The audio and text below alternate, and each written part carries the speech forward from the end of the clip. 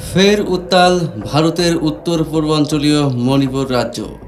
দেশটির একাধিক সংবাদ মাধ্যমের খবরে বলা হয়েছে, শনিবার ৭ জুন বিকেলের পর থেকেই রাজ্যটির পরিস্থিতি উত্তপ্ত হতে শুরু করেছে। বিক্ষোভকারীদের সঙ্গে পুলিশের সংঘর্ষে অশান্ত মণিপুরের রাজধানী ইম্ফল। পরিস্থিতি নিয়ন্ত্রণে মণিপুরের বেশ কয়েকটি জেলায় ইন্টারনেট পরিষেবা বন্ধ করে দেওয়া হয়েছে। সেই সঙ্গে বিষ্ণুপুর জেলায় কারফিউ জারি করেছে পুলিশ। হিন্দুস্তান টাইমস অফ ইন্ডিয়ার প্রতিবেদনে বলা হয়েছে, রাজ্যের ইম্ফল পূর্ব, ইম্ফল পশ্চিম, থৌবল, কাকচিংয়ের মতো জেলাগুলোতে জমায়েত নিষিদ্ধ করা হয়েছে। মণিপুর পুলিশ প্রশাসন ৫ বা তার বেশি লোকের জমায়েতে নিষেধাজ্ঞা জারি করেছে। মণিপুরের কমিশনার এবং স্বরাষ্ট্র সচিব রাজ্যের পরিস্থিতি সম্পর্কে জানিয়ে একটি বিবৃতি দিয়েছেন। বিবৃতিতে বলা হয়েছে, মণিপুরের ইম্ফল পূর্ব, ইম্ফল পশ্চিম, থৌবল, কাকচিং এবং বিষ্ণুপুর জেলাগুলোর বর্তমান আইন শৃঙ্খলার পরিস্থিতির পরিপ্রেক্ষিতে আশঙ্কা করা হচ্ছে কিছু ব্যক্তি উদ্দেশ্যপ্রণোদিতভাবে জনগণের আবেগকে উস্কে দেওয়ার চেষ্টা করছেন।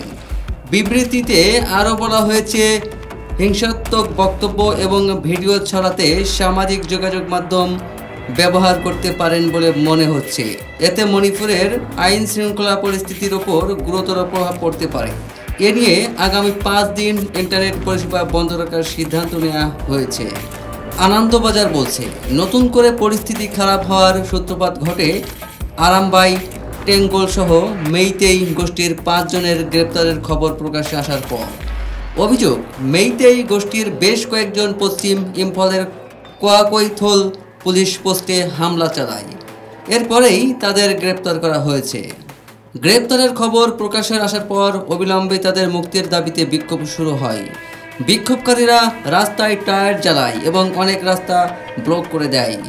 ইম্ফলের কিছু বাসিন্দা গুলির শব্দ শুনতে পেয়েছেন বলে দাবি করেছেন। বিক্ষোভকারীদের ছত্রভঙ্গ করতে পুলিশ কয়েক রাউন্ড গুলি চালিয়েছে বলে অভিযোগ করা হয়।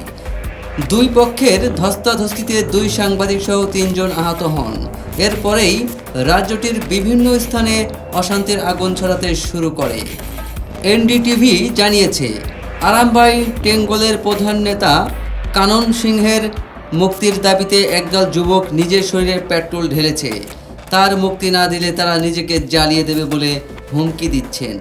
এনডিটিভির প্রতিবেদনে আরও বলা হয়েছে, ২০২৪ সালের ফেব্রুয়ারিতে অতিরিক্ত পুলিশ সুপারিনটেনডেন্ট ময়রাংথেম অমিতের বাড়িতে হামলা এবং পরবর্তীতে ঊর্ধ্বতন পুলিশ কর্মকর্তাকে অপহরণের ঘটনায় কানন সিংহ প্রধান সন্দেহভাজনকারী।